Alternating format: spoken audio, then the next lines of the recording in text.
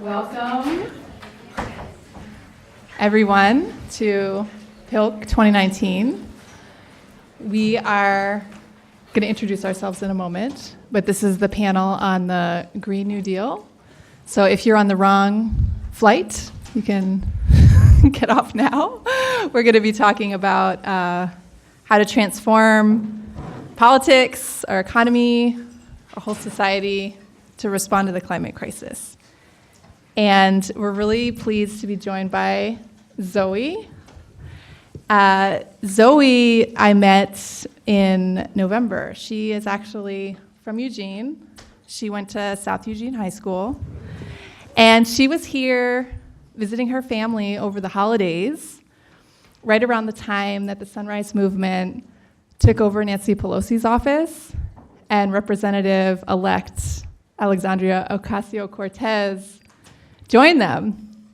And Zoe is one of the founding members, helped to launch the Bay Area chapter of the Sunrise Movement. She lives in Oakland now, and she's a volunteer organizer with Sunrise, and she's also a climate justice campaigner at Amazon Watch. And she went to Swarthmore College. She got a degree in political science. She's going to be telling us about the Sunrise Movement, the vision, the strategy, the next steps. So give a big round of applause to Zoe. And I'm also pleased to introduce my friend Khanh, who I met in Oakland going on 10 years ago, maybe. I guess it was 2011. That's not quite 10 years yet. And she just started yesterday, actually, as the organizing director at OPAL Environmental Justice Oregon. And she, for the past 4 years, has been the manager of immigrant organizing at APANO, the Asia Pacific American Network of Oregon. And she was one of the founding members of the executive committee for the Portland Clean Energy Fund. She played a really big role in that campaign and in that victory. So she's going to be talking about that and talking about the campaign for the Green New Deal in Oregon. Khanh also recently received her master's degree from Portland State University in urban studies. She wrote her thesis on climate adaptation and planning in Vietnam. So please welcome Khanh.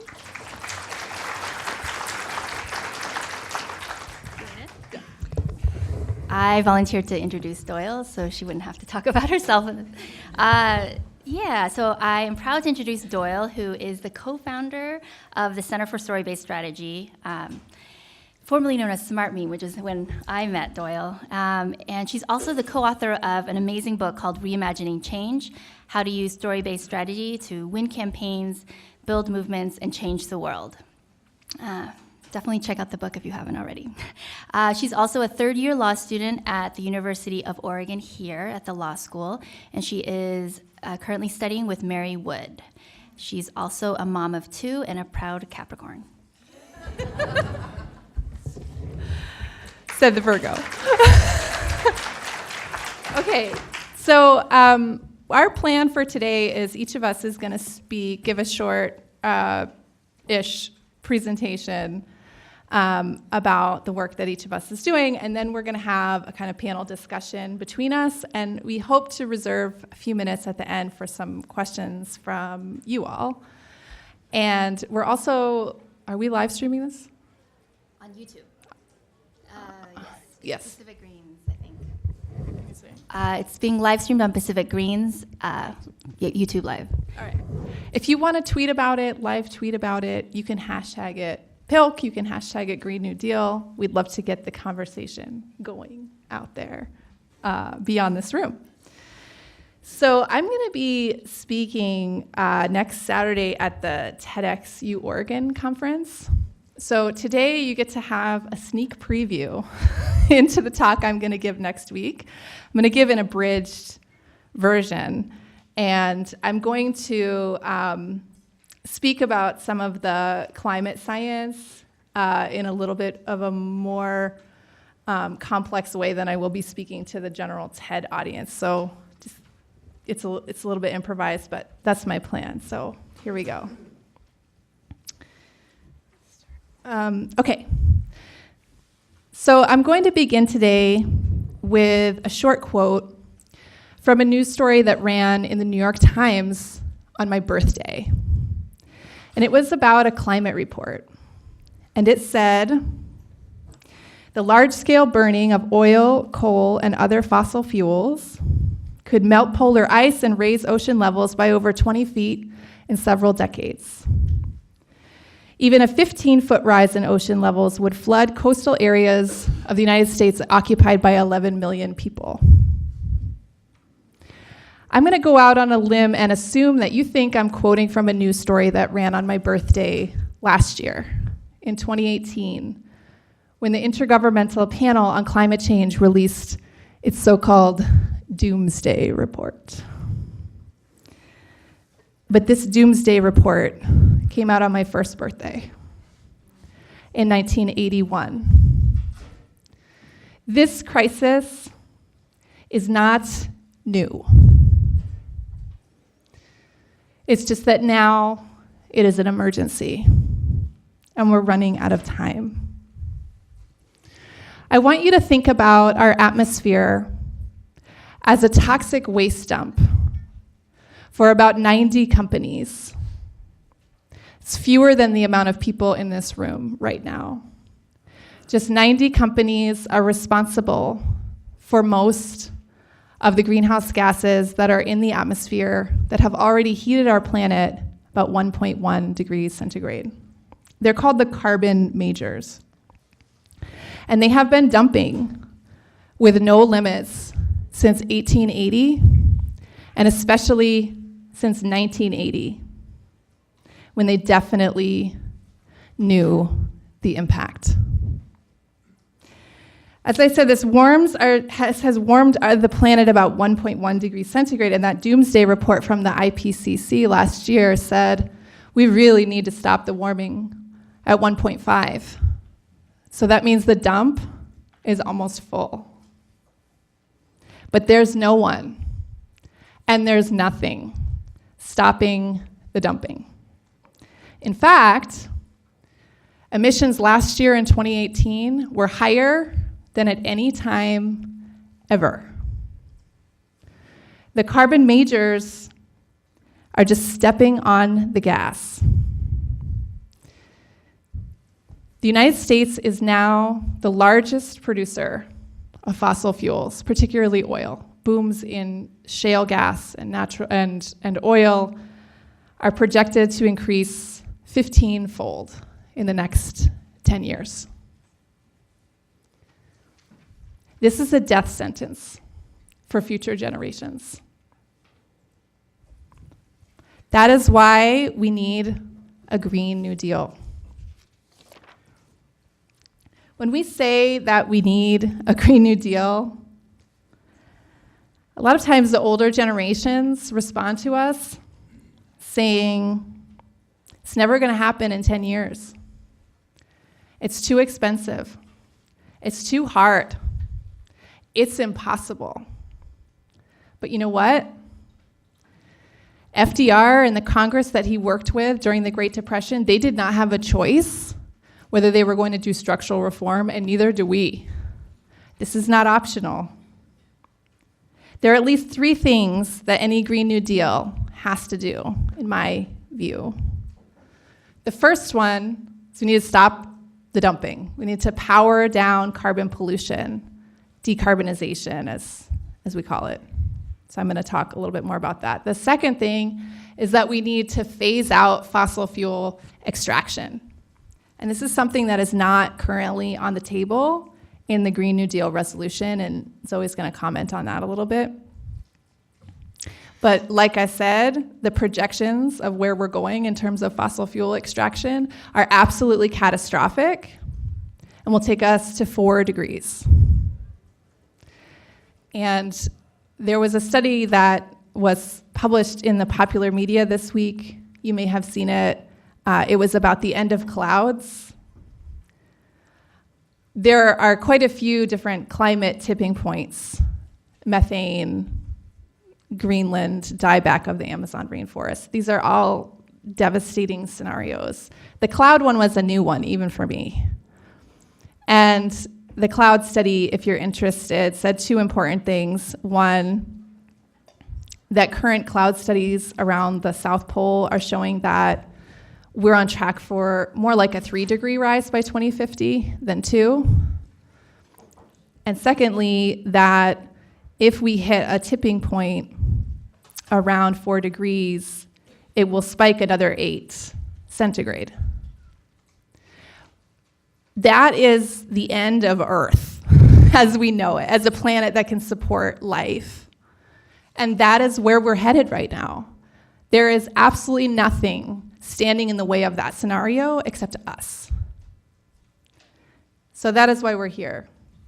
The third thing we need to do is we need to clean up and cool down our atmosphere. And there's no magic technology that's going to do that. We need to restore the planet to get it done. So decarbonization, how are we going to do it? The first thing we need to do is start using less energy. A Green New Deal can create millions of construction jobs building passive buildings like this one that use close to 0 carbon energy.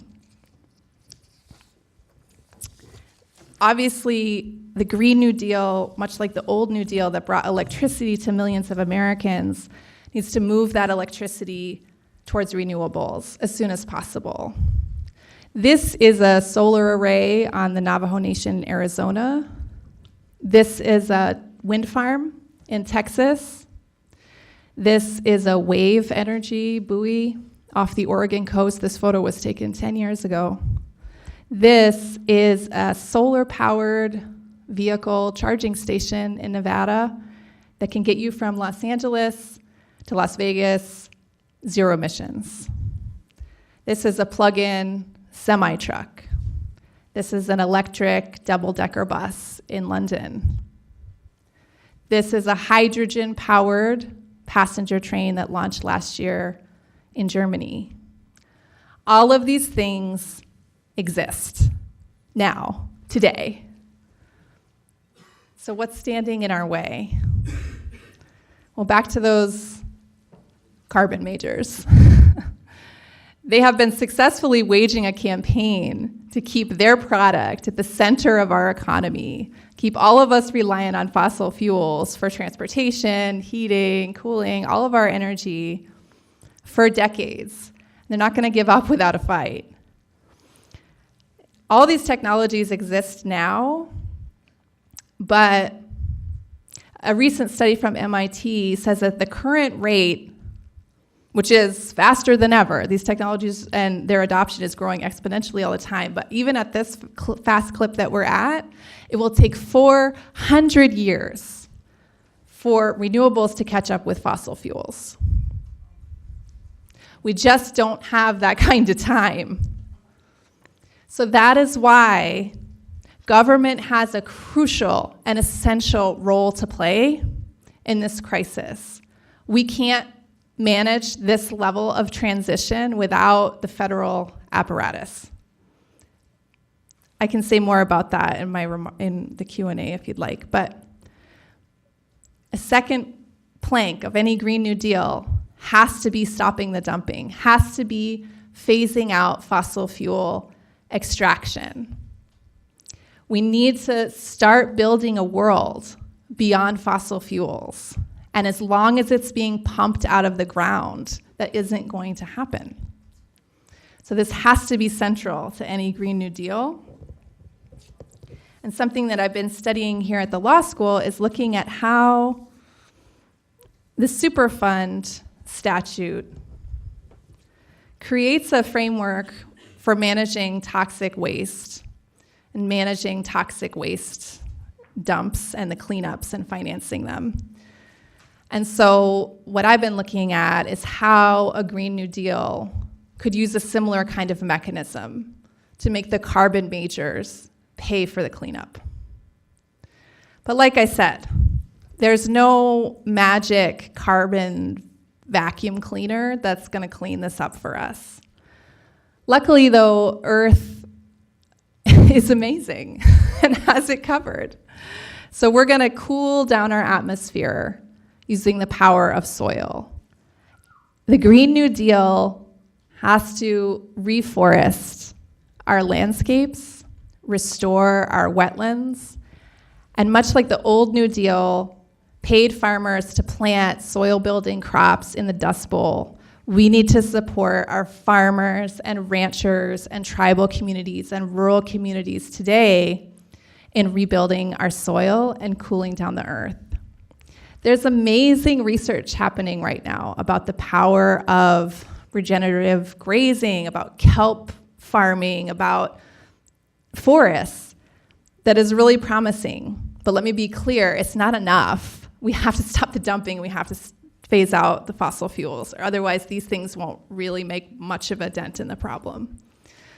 The other thing we need to do is have a kind of composting infrastructure renaissance. Compost is really the key to all of these soil building strategies. And so much like during World War II, people, even children, were gathering scrap metal in their neighborhood and pooling it together for the effort. We can be gathering our coffee grounds and our banana peels and pooling it together and creating a new layer of topsoil for the entire continent. That's what's necessary. The Green New Deal is going to take all of us. And getting off my script here a little bit.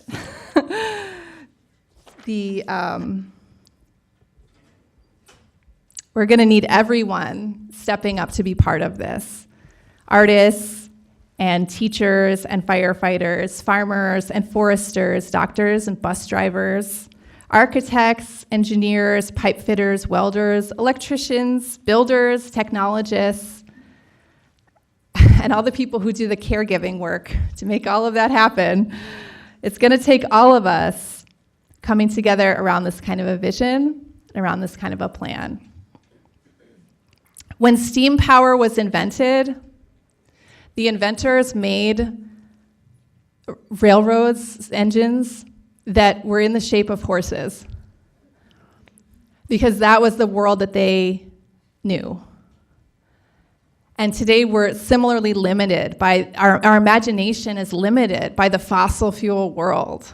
But there's a whole new world out there, and it's just waiting for us, and we can build it. We can do this together. We can make this happen. When Congress passed the Clean Air Act, the catalytic converter did not exist. But Congress set timelines, and the auto industry was vocally objecting to this. But they got it done, and the catalytic converter became standard issue on every car in 18 months. That is the power of technology forcing, and that is what we must do to move this transition forward at the speed that is required. In 1962, going to the moon was impossible. But President Kennedy said, "We shall send to the moon a giant rocket made of new metal alloys, some of which have not yet been invented, and we will pay what needs to be paid, and it will be done by the end of the decade." And it was. This is our moonshot, but it's for our Earth, and we only get one more shot at this. Thank you.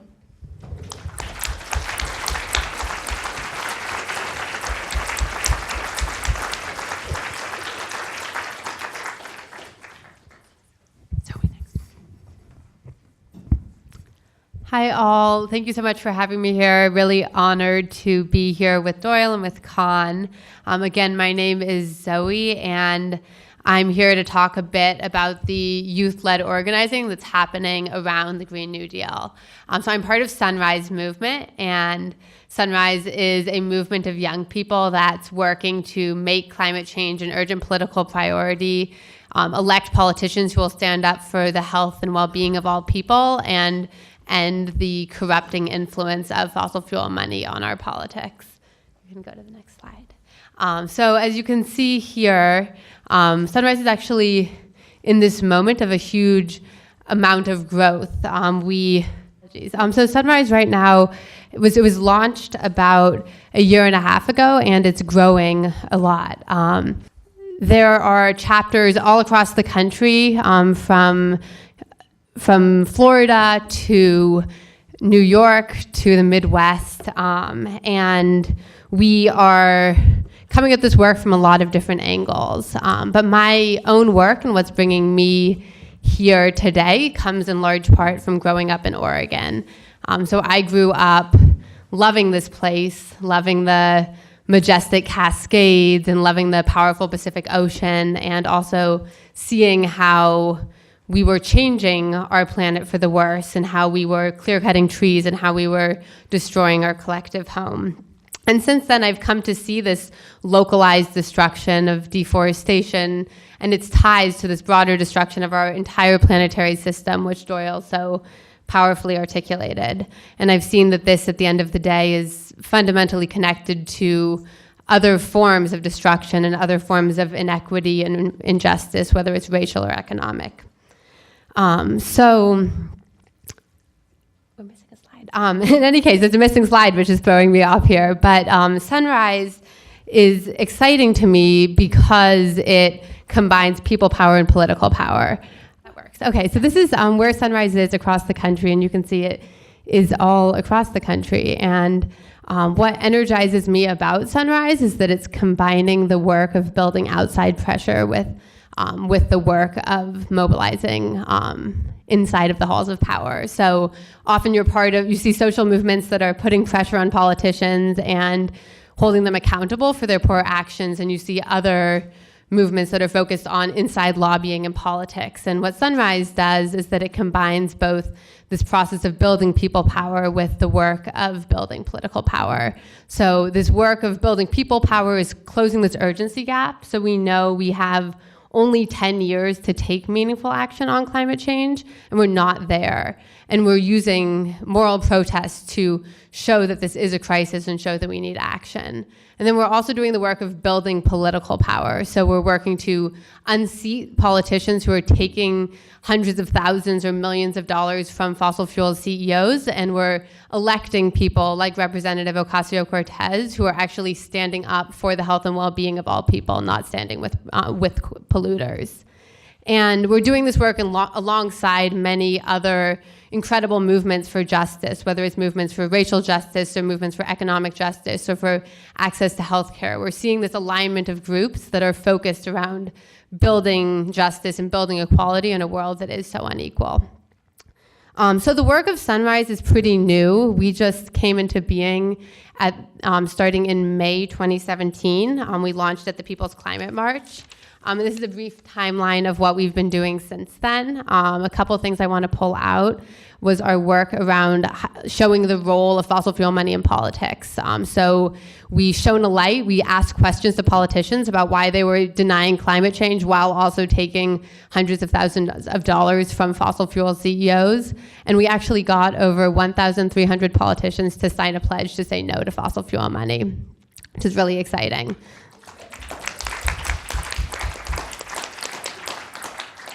And then in the 2018 election cycle, we had a group of about 60 young people who dropped everything to go and work on the election, to live in movement houses and to support candidates who were going to be fighting for our futures. And so that's the work that we've been doing and the building that we've been doing, but much of what people know of Sunrise comes from our work around a Green New Deal. So right after the election in 2018, we did a sit-in and we're joined by Representative-elect Ocasio-Cortez calling for bold action on climate. And that same day, the representative introduced this proposal for a select committee on the Green New Deal, which would create this huge economic mobilization that Doyle detailed. And this committee received huge amounts of attention, and we saw this image of young people saying, what is your plan? How are we going to be mobilizing for climate action, really making waves across the country? And this proposed committee ultimately got support from 35 representatives, but didn't come into being. And the committee that was created allows in politicians who accept fossil fuel money and doesn't actually have a mandate to take real climate action, which we know is simply not enough. So a couple months back, or a month back, it feels like more than that, the Representative Ocasio-Cortez and Senator Ed Markey put forward this resolution for a Green New Deal. And it's looking at the crisis of climate change, but it's situating this crisis within this broader crisis of income inequality and a world in which people don't have access to basic needs. And so the goals that are laid out are the ones that follow and are really bolder than anything I've seen come out of federal politics in my lifetime. So this first piece is to ensure a just transition off of fossil fuels that's prioritizing workers and other people who are most impacted by fossil fuel extraction as well as by the state of the economy. The second piece is to be creating these millions of jobs that are going to be family supporting union jobs. A third piece is to be looking at the fact that we're living in a world that's built off of oppression historically and currently, and repairing that oppression that's fallen on poor people and people of color and indigenous peoples for far too long. And then from there, there's this vision of creating the world we want to see, a world of clean air and clean water, with stable climate, healthy food, and having access to nature for us and for generations to come. And then there's this piece of a jobs guarantee saying that if you want to work, you should be able to have access to work that is family sustaining, that everyone, if they're working a 40-hour-a-week job, should be able to support their family. And this is a vision. This is not a bill. I think some people who see this say, like, well, how are you going to do it? But this is the resolution. This is looking at the goals of where we need to be. And then the hard work is figuring out how to make these visions come into being. And Doyle already articulated many of the pieces that need to be in a Green New Deal in terms of getting off of fossil fuels, in terms of decarbonizing our transportation system, our buildings, restoring natural ecosystems, and having community-driven solutions. So there's a huge amount that is part of this resolution that's still being created. But what's really exciting is it's a moment where we're actually having a conversation about climate action in a real way. Often we're talking about, should we have a carbon tax? Should we have cap and trade? And that's the beginning and the end of the conversation on climate. And I think all of us in this room know that that is not enough. That's not where we need to be. And so this is putting forward a comprehensive vision for a mobilization for a Green New Deal. And it has a lot of support. So this is the list of all of the representatives who have co-sponsored. So there's 84 representatives in the House who are co-sponsors and 11 in the Senate. And what's really interesting is to see that all of the major Democratic candidates for president are on that list of 11 co-sponsors. Yeah. And this isn't something that's just about pundits. It's also something that's supported by the vast majority of Americans. The Yale program for climate change communication asked people about the Green New Deal, and it found that across party lines, over 80% of people in America support a Green New Deal, and that includes over 60% of registered Republicans. So this has support from the people. And a lot of what's in our way is politicians who are bought out by the fossil fuel industry or are content to live with the status quo. So in the months since the Green New Deal launched, leaders from Sunrise and leaders across the country have been calling their representatives, writing to their representatives and meeting with their representatives in support of a Green New Deal and in support of this resolution. And there's been lots that has happened in that time, but I want to take a moment to play a video from the Bay Area where I organized that some of you may have already seen, of Senator Dianne Feinstein talking with youth from the area when they asked her about the Green New Deal.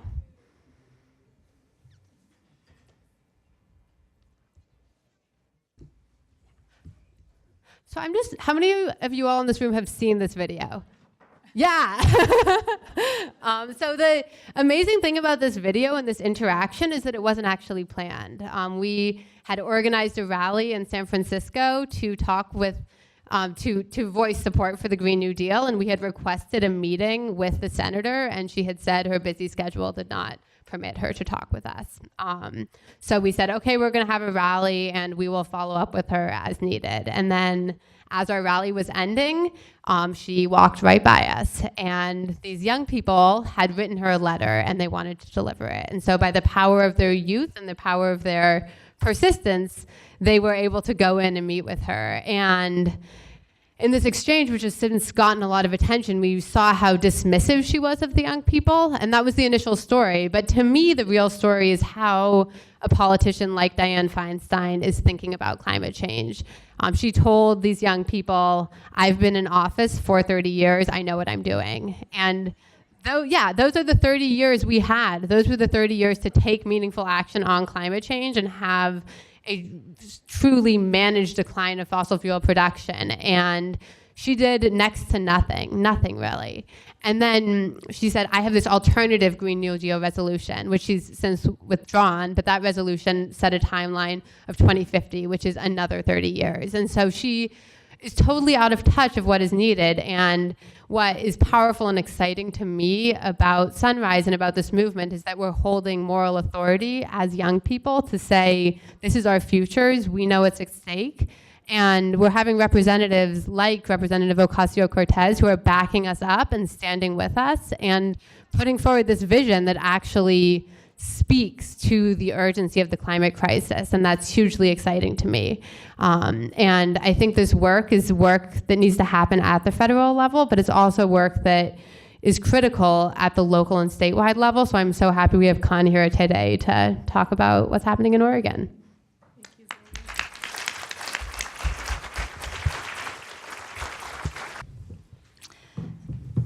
So I'll just start off with this quote that I'll also probably end with. A revolution, this is just a quote from one of my movement heroes, Grace Lee Boggs, and she writes, a revolution that is based on the people exercising their creativity in the midst of devastation is one of the great historical contributions of humankind.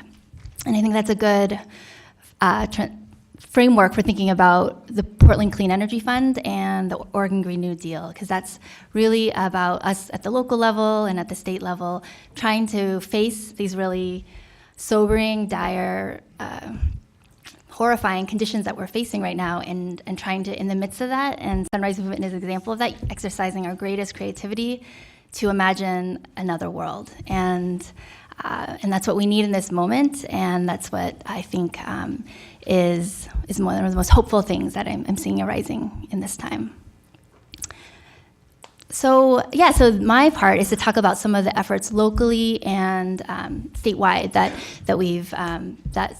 OPAL Environmental Justice Oregon and APANO, which I used to work at as of 2 days ago, have been engaged in. So the Portland Clean Energy Fund was a ballot measure from November 2018, and it was really our effort to start at the local level where we knew, the federal government is not taking action, but we knew that there was hundreds of thousands, if not millions of people who really care about taking climate action, care about addressing inequality, and we wanted to start where we knew we could actually shift things. So we started with the Portland city government.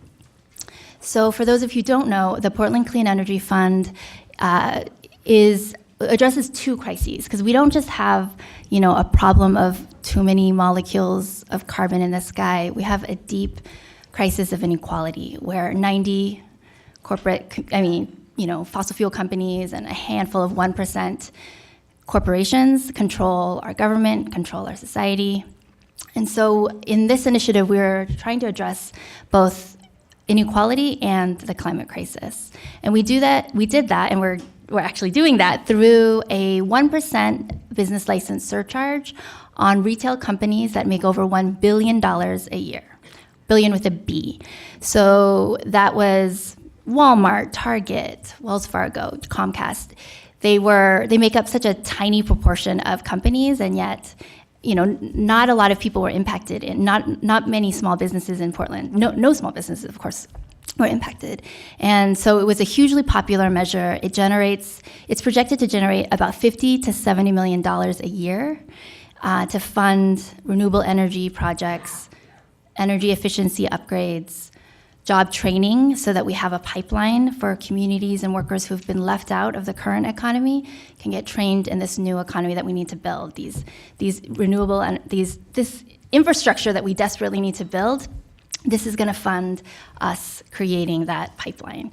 And also there is 5 to 10% for urban agriculture and green infrastructure, and also 5% for an innovation fund of things that we can't even imagine that we need right now, but that as the funding becomes available, new projects are going to emerge.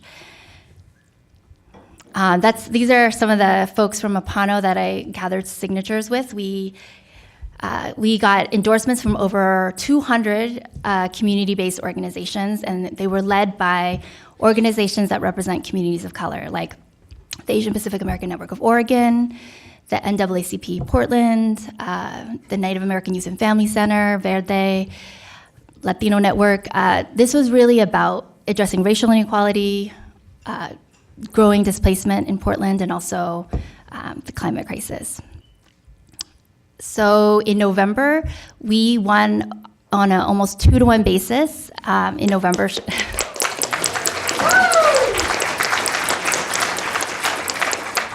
it showed that people really want to tax the wealthiest 1% corporations to fund these needed investments that we need if we want to meet our climate goals.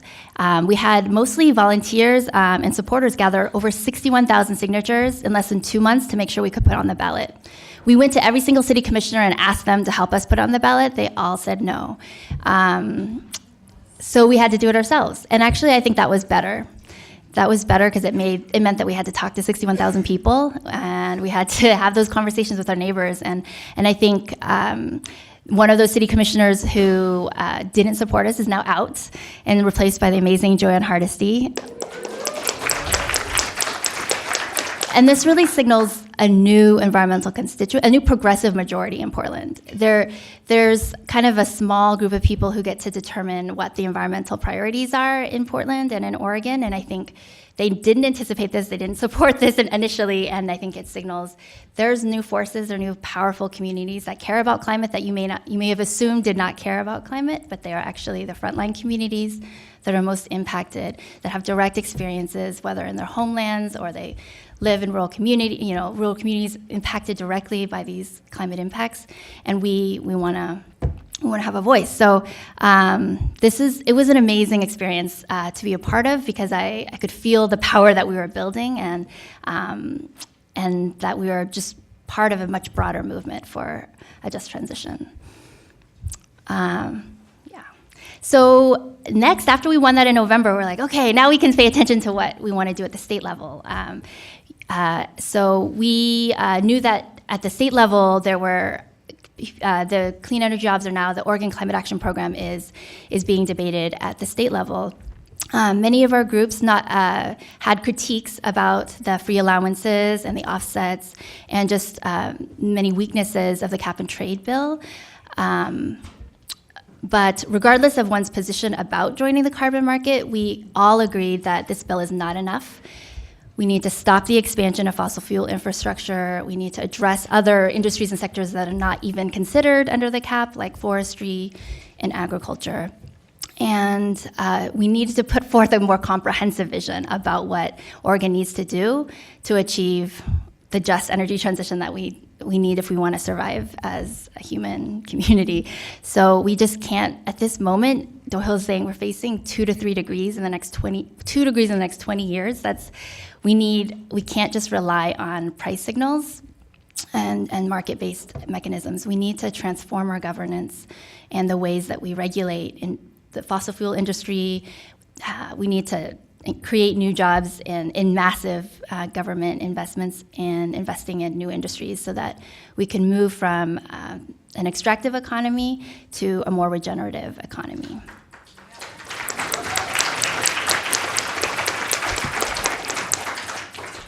So we just started. We have 20 organizations so far signed on to this Oregon Green New Deal, and we're continuing to have conversations. We realize this is very much a draft, but we wanted to put forth some of our ideas to just signal even to our legislators, because right now a lot of our legislators are saying that the cap and trade bill is the most exciting and boldest thing that we can do in climate action, and we really need to make sure that narrative is interrupted, that they know that even if this bill passes, that we're going to come back next year, they need to pass much bolder, much more, the policies that we actually need to reduce greenhouse gas emissions. And preserve our planet. So I'll just go over really quickly some of the 7 points that we talked about. So the first is that we need to phase out fossil fuel infrastructure.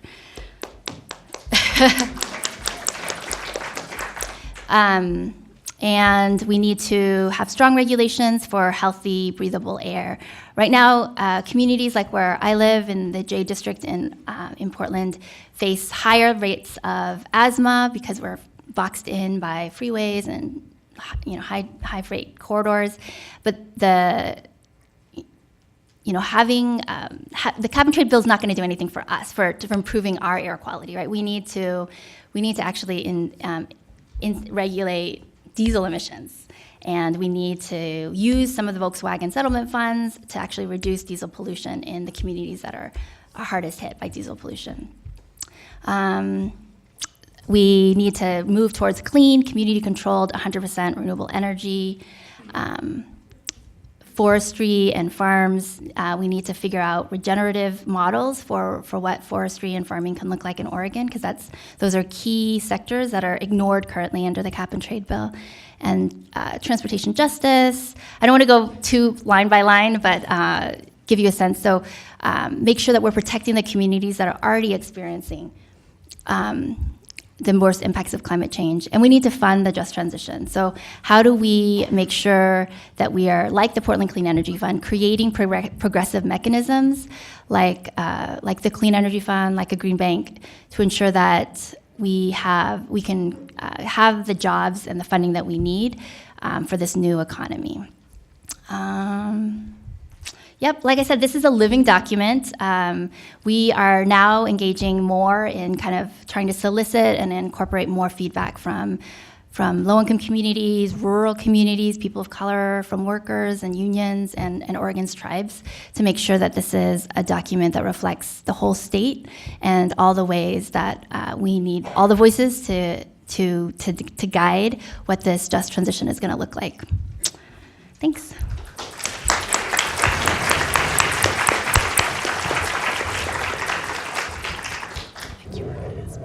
Oh, okay. Yes, so we're gonna do a little facilitated discussion right now. Just to give you all a little time to think about what questions you have, I wanted to just start with some questions for Doyle and Zoe. So Doyle, my first question to you is, we're in the law school, and I know you're a lawyer, no. Okay, you're not a lawyer yet. You're soon to be a lawyer. Can you talk about what are some of the legal strategies in achieving a Green New Deal, and what are some of the potential challenges? Okay, so that could be a whole series of panels, but quickly, a few things that we can think about. One is that many of you are probably familiar with the Juliana case and the remedy requested. The remedy has a similar ambition and will achieve a similar result. It's just using a different branch of government. And so that's one answer. It's like we need to use all the branches, all the levers, Portland, Salem, Congress, the courts, everything we possibly can. So that's one piece. It's like the courts might deliver this, but probably not without a lot of support from the public because it's a challenge to kind of the balance of powers. So having this conversation happening in Congress helps the other branches, theoretically, in terms of building a kind of window of possibility. However, like I said before, I think congressional action is ultimately what we need, and is a steep and difficult climb.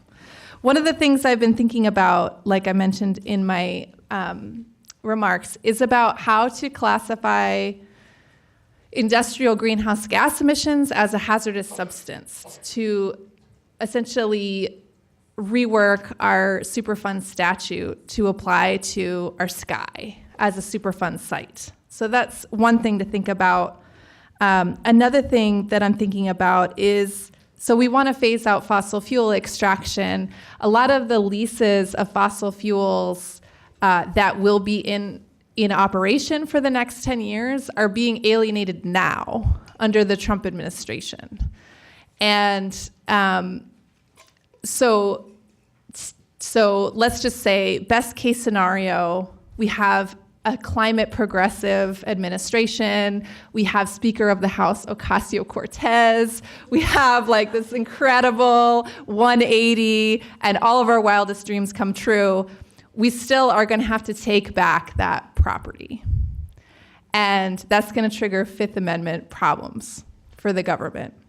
However, there is one way around this, as Mary would tell us, which is that oil and gas are a public trust asset, at least on public lands. So that makes them immune to any kind of property takings claim. So that's something to think about.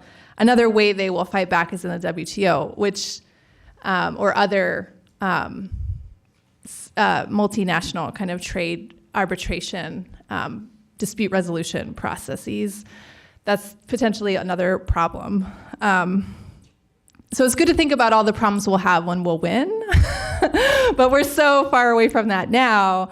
What's more immediate is how do we take this resolution and actually turn it into a package of legislation that it achieves the results that we need, and also isn't going to die at the Supreme Court like the Clean Power Plan did in like 5 minutes. So that's the problem. And so, after Kavanaugh was confirmed in the fall, there was an increasing conversation in progressive circles about like, well, wait, what did FDR do? He packed the courts. He actually appointed quite a few justices, and there were, I can't remember, maybe someone in the room knows, there were like maybe 15 justices during the FDR administration. There's nothing in the Constitution that says there only have to be 9. So that's another thing to think about, is like that's something we need to think about in terms of all kinds of imperatives in terms of racial justice, reproductive justice. The Supreme Court is definitely a problem for us right now. And it's reflective of a larger agenda by the right to build a strategy for all 3 branches that progressive movements have not embraced so much. Yeah. So I'm going to ask you, Khanh. Oregon is debating the cap and trade bill right now, which you mentioned. So how does carbon pricing fit into the Green New Deal, or does it? And in terms of in Oregon, but also just generally, what are your thoughts? Let's see. Well, I feel like I said, so I think that like I said, we have such an urgency. We have facing a 2 degrees rise, which is, that's I don't know how to, civilization, that's organized human society is like, it's very difficult to maintain under 2 degrees. We're already at 1 degree, like coming apart. And so I just think that we need that is going to be massively disrupting, and so we need the same scale of massive transformation to get it around. And so I would say that the cap and trade bill, or just carbon pricing in general, because I know that's also being considered at the national level, I think that it's an idea that came from a particular era during the 80s when there was a lot of distrust of the government and a real lot of faith in markets as much more efficient mechanisms for making change. And I think now we see, given the timeline that we've been given, that market-based solutions just aren't meeting what's ecologically necessary in this moment, and we need to be able to exercise the might of the government, which is our collective public will, to be able to force the changes that are necessary. And we can't just depend on price signals and gentle market-based nudges that are always going to be manipulated by other like powerful political forces to keep them weak. They want to keep the price low. They want to keep the cost of allowance is low. And so I think it's a distraction, and I worry that we run the risk of closing off possibilities for a Green New Deal if we spend all of our political capital focused on this thing that's not going to get us to where we need to go. Thank you.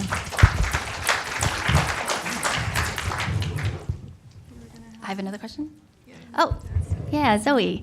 So can you talk about what's happening at the federal level, and how can we strengthen a Green New Deal resolution at the federal level?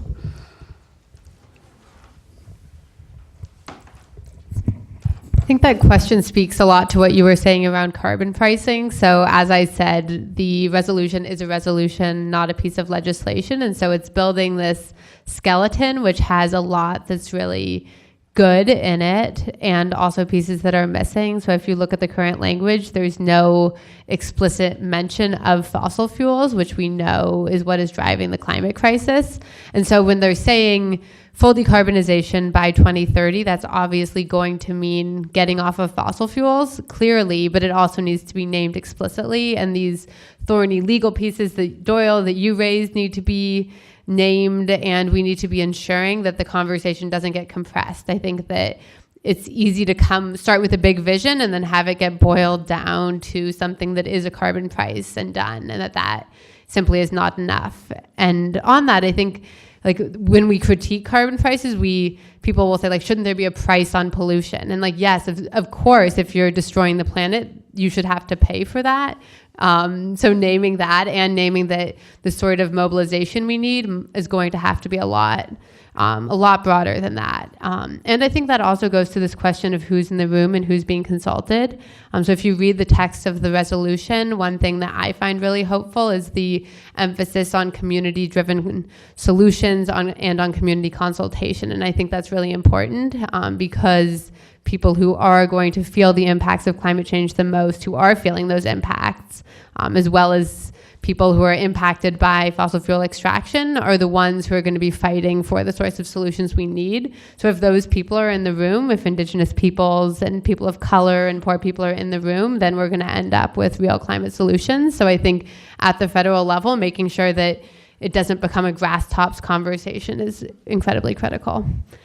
So going back to the local level, I have a question for you, which is, what lessons do you think that Oregon can teach other states like California with regards to this framework for a Green New Deal or otherwise?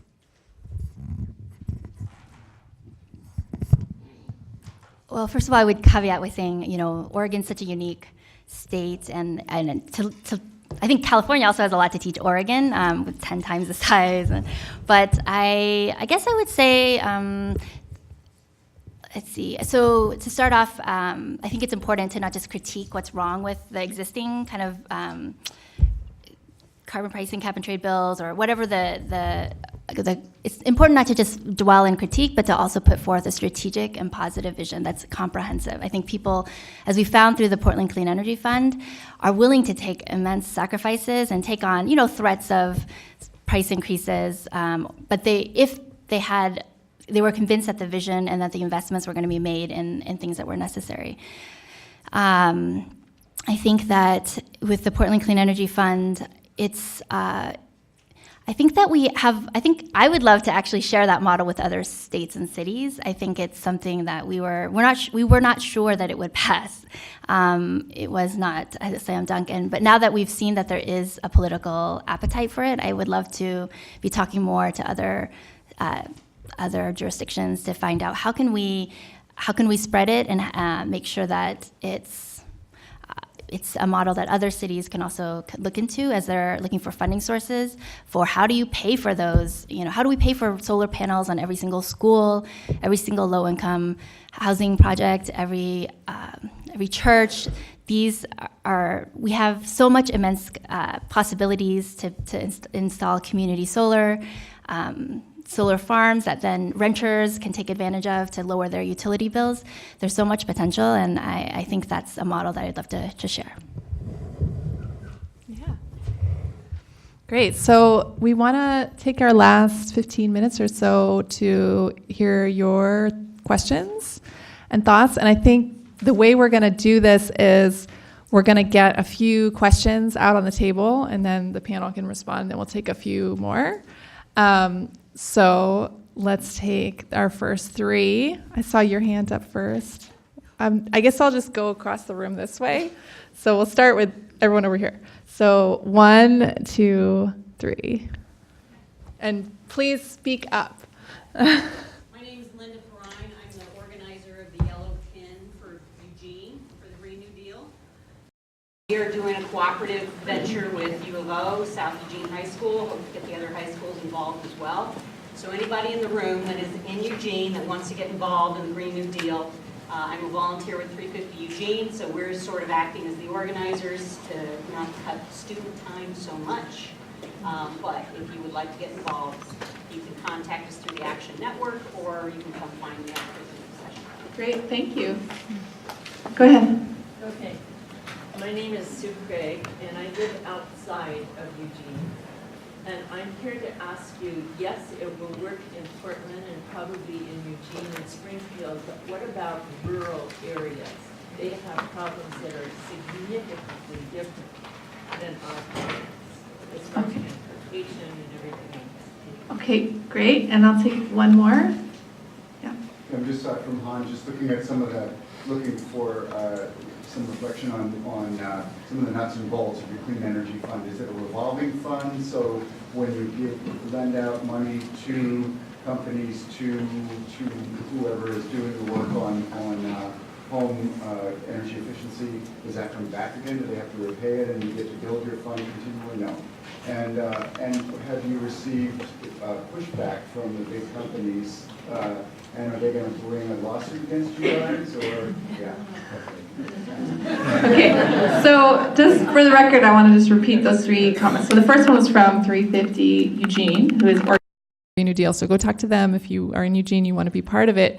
And the second question was about what does the Green New Deal look like in rural communities? How's that going to work? And the third question is, how does the Portland Clean Energy Fund actually work in terms of the fund?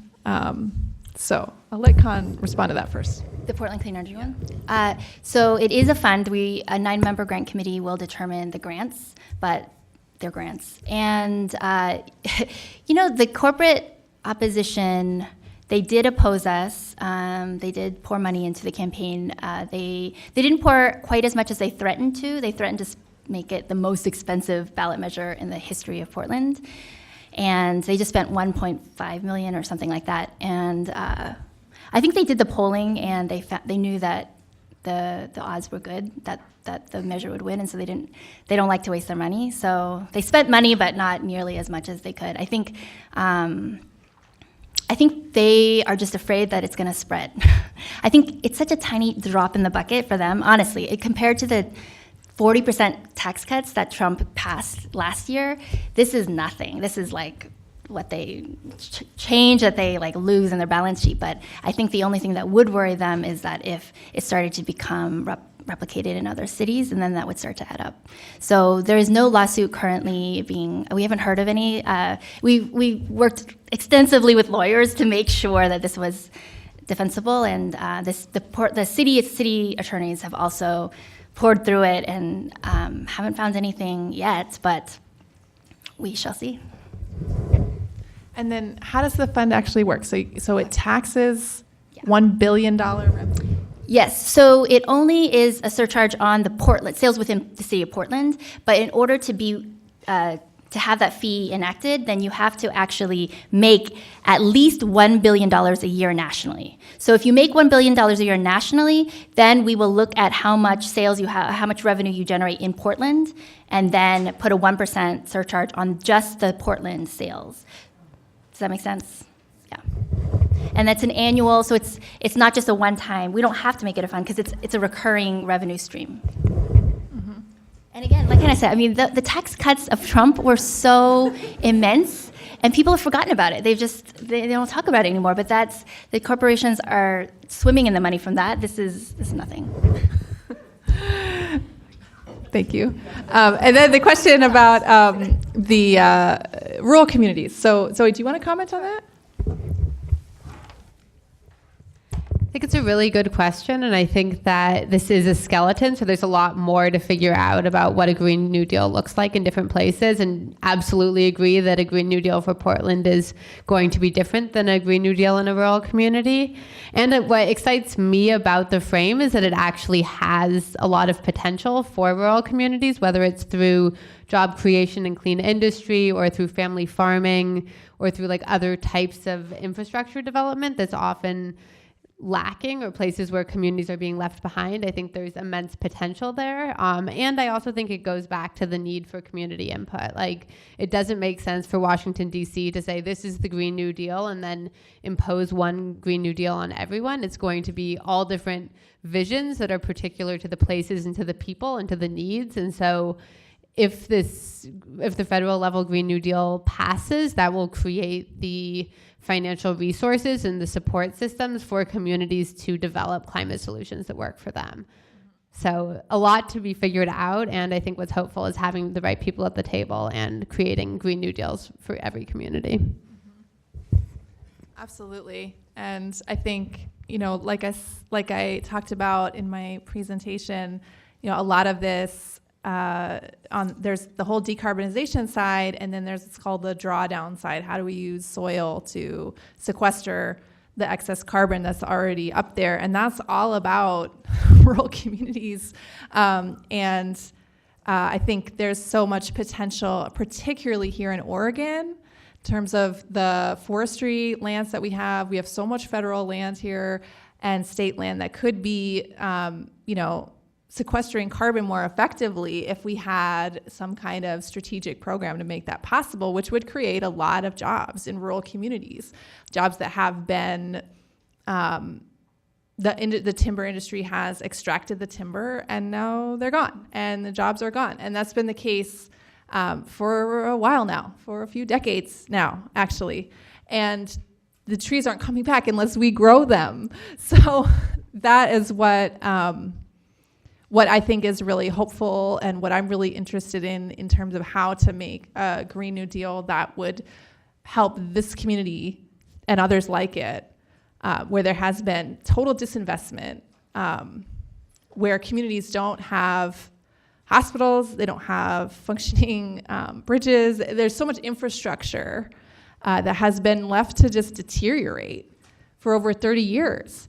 And we need to rebuild it, and we have an opportunity to rebuild it in a way that's going to help us thrive through this climate crisis. Because we're talking not just about mitigation, but we're also talking about adaptation. Like, no matter what we do at this point, right now, we are living in the coolest climate we will ever know. So we have to get ready for what is coming, because even if beyond our wildest dreams we succeed, we're still going to be adapting. So let's take a few more comments from the center section. Yeah, there's a lot. Yeah, so we'll start at the back. Yeah. Yeah. Hi, Anthony. So I was looking at your, just going back to your list of what needs to be included. There were two things that I noticed that were missing, and I just wanted your comments on them. So the Green New Deal, because there's another term that is, we've been talking about climate change, and a new term that's entered the lexicon, thank God, is reparations. And some candidates kind of dodge it, and some candidates take it on. Can there be a Green New Deal without specifically talking about reparations for Black and Indigenous folk? And then what about the issue of militarism? As you know, the Green Party's version did call for at least a 50% reduction in military spending. Yes. And so yeah. Thank you. Thank you much. What you're proposing is practical and achievable. I celebrate you. There's a new layer that's not being discussed. We need to do it. I am the president and chief science officer of the Fukushima Awareness Project, and I was a science advisor for 2,000 churches in Oregon on climate change. There are 54 nuclear reactors ready to go underwater in Japan. We have many on the California, Florida, and Connecticut coasts, or elsewhere. If that happens, the oceans die, the whales die, we're done. It's not in the media.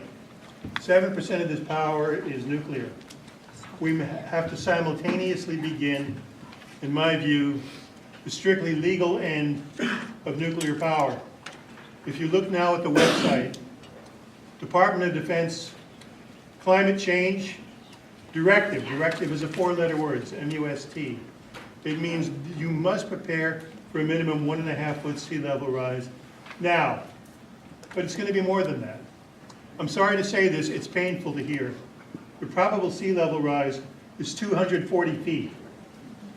That's what happens if Greenland and the Antarctic goes. Look at this month's Scientific American. What's your question? Let's look at how do we integrate the end of commercial nuclear power. Which is a great question. Addressing climate change. We got to do it. Okay, great. And how many more comments, questions do we have? We have a lot. So let's keep them real brief. I think we'll take 3 more because we're supposed to end at 4:15. So real brief, and we'll do some closing remarks, and then we will hopefully talk with all of you afterwards. Okay, so 1, 2, 3. And then I really want to get some people over here. 1, 2. Okay, so, this is so hard. Can you say? Yeah, go ahead. Yeah. I'm Don, this is my partner Fiora. We are officers in the Environmental Caucus of the Democratic Party of Oregon. I was a delegate for Bernie Sanders in Philadelphia. I like to call myself an earth firster infiltrating, which means permeating the Democratic Party. My question for you is, what thoughts and guidance do you have for activists organizing and being activists within the Democratic Party? What's your thoughts and guidance? Mm-hmm. Okay, great. How would you say that we can really go towards that growing economy you mentioned, in the top briefly, that a low carbon workforce is already out there. The growing economy is very low carbon. Yep. But it's very undervalued and dismissed. So how can the community deal change that? Great question. Okay, go ahead. I'm curious to what extent this fund and the Green New Deal can be used to make smarter decisions about land use and where we locate development and the transportation networks that are linked to that. And then, in addition, what kinds of restoration plans we have for wetlands or forests or other. Okay, and then we had 2 people over here. Yeah, go ahead. Yeah, I wanted to ask about your number 3 on your action list, which was like soil, not oil. We don't have the technology, but soil itself. I'm a farmer, so I was like, as an environmentalist, we're like, oh my God, there's too much carbon in there. Like, we've got to sequester these greenhouse gases. And then as a farmer, we're talking about peak soil, where we've lost like, I think it's 98% of the topsoil, which is basically made of carbon, and there are agricultural techniques like biochar where you can actually sequester it, lock it, and bury it, like reverse carbon mining, where you're actually putting it back into the soil as a fossil fuel that doesn't break down. Can you speak to that and like regenerative agriculture subsidies or something that Green Deal deal? Okay, so let's take those and Jesse, you. Everybody really wants to have this conversation and continue this conversation, and probably after these questions, is there somewhere a platform where we can have these like technical discussions about best practices and local solutions? Okay. Well, yeah, go ahead. Oh, okay, never mind. I can answer that for them. Well, I will say that the Oregon if you go to ORJTA, the OregonJustTransitionAlliance.org, you can sign up for, we have the Oregon Green New Deal up there, and people can sign up, and then we can continue to, we just released like maybe a couple weeks ago, so we would love to try to create a space where people can, I think that's helpful feedback to create an online space where people can lend their ideas. Yes, okay, so getting back to the important question about reparations that was raised. So Representative Ocasio-Cortez made some comments at some point recently discussing the old New Deal, the original New Deal, and how it replicated structural racism, and how it was really the New Deal for white people, and how the Green New Deal can't be that. And she said that she called that reparations. And so the movement for reparations is much older than the New Deal. It comes from the abolition era and comes from Black-led movements for liberation from forcible enslavement, chattel slavery. And so it's important to recognize that the New Deal had many racist outcomes, like redlining, and the GI Bill basically built the white middle class. However, it's looking at that, you have to look deeper. You have to look further back into the founding of the country on genocidal taking of land, all out war on Native peoples, and enslavement of African people. And so I think any solution that we're trying to if we're trying to heal racial injustice in this country, we have to dig deeper. We can't just look at the surface, even just of the 20th century. We have to look further back.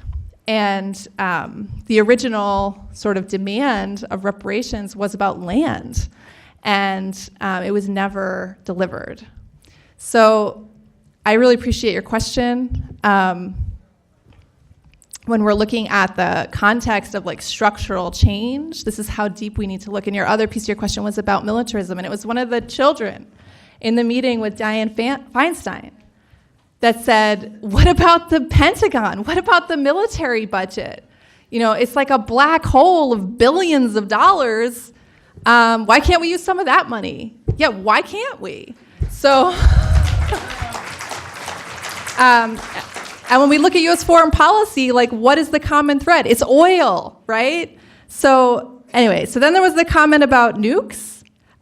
Sea level rise and nukes is an interesting and terrifying intersection that we should be thinking about and talking about more. And I think one thing that's really critical to look at in the resolution is, does it have renewable or does it have clean? Renewable clean. Renewable clean. So there's a conversation in the environmental sector right now about clean energy and whether nukes counts as clean energy. And that's a real problem. That's a real problem we need to seriously address. Then there was the question about activism within the party. So I want to give that to Zoe. Sure. So in California, one example is they're pushing for a resolution in support of the federal Green New Deal within the Democratic Party. So I think doing something like that in Oregon would be beautiful. And likewise, supporting this amazing environmental justice-led work for a Green New Deal in Oregon. So getting the party behind that would be huge. Trying to capture a few more of these questions. Another great resource is the think tank called newconsensus.com. There are some of the people who are doing the thinking around what it looks like to pay for the Green New Deal and what it looks like to bring it into being. And also a plug for people who are wanting to stay in the loop with Sunrise to stay in the loop with us on social media and on our website. Also, Deneen, if anyone's in Portland, if you want to wave, I don't know if you want to wave, is doing organizing with Sunrise in Portland, so you could connect with her. We had also the question about the caring economy, which I think is a really important reframing of we have all these low carbon jobs in caregiving, caring for elders, caring for children. Yeah, and that work is feminized. That work is segregated by gender. And so that's a key kind of dimension of this, is when we think about just transition, a lot of time the image we have in our heads is construction work. What about the men who are going to lose their jobs? Well, what about the women in gender nonconforming who are already in low carbon industries that, like you said, are undervalued, underpaid, and make all the other work possible? So I think that's an important dimension of this.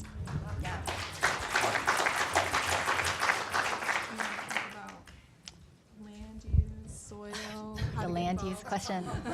I think that you just raised an important point about land use. We do have transportation justice in there, but I do think land use should also be integrated into it. I think your question seems more like a comment, and I agree. I think we do have regenerative agriculture within. Regenerative agriculture is part of it, and I think it's something that we want to continue to deepen our analysis about. Yeah, I am happy to sit. I know that there might be another panel coming in soon, but we can possibly maybe sit outside and continue the conversation right outside. Thank you all. You're amazing. Thank you, everybody.